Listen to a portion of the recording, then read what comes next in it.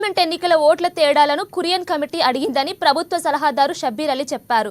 Kurian committee ముందు షబ్బీర్ అలీ హాజరయ్యారు. నిజామాబాద్లో ఏమి జరిగిందని అడిగారని, నిజామాబాద్ అర్బన్లో 17,000 మెజారిటీ పెరిగిందని చెప్పినట్లు షబ్బీర్ వివరించారు. అట్లా కలిపి చేసినారు.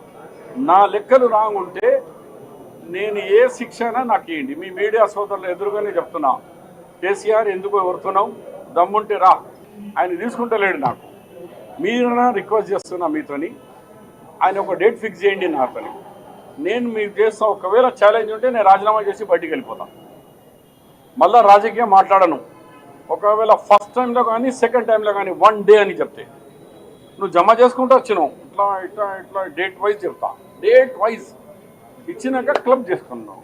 12 కాగానే స్పీకర్ దగ్గర పోయావు. అట్లా నేను ఎమ్మెల్సీ అంతే, ఒక్క దినం కాలే నీకు. ఆడనే జమ చేసుకున్నావు. ఆడ కూడా అది రుజువు చేయకుంటే నేను రాజకీయం నుంచి వెళ్ళిపోతాను. మరి నువ్వేం చేస్తావు? నీకే వదిలేస్తున్నా. కానీ నోరు బంద్ చేయి. నెక్స్ట్ టైం నోరు చేసి పెట్టినావా మరి నువ్వు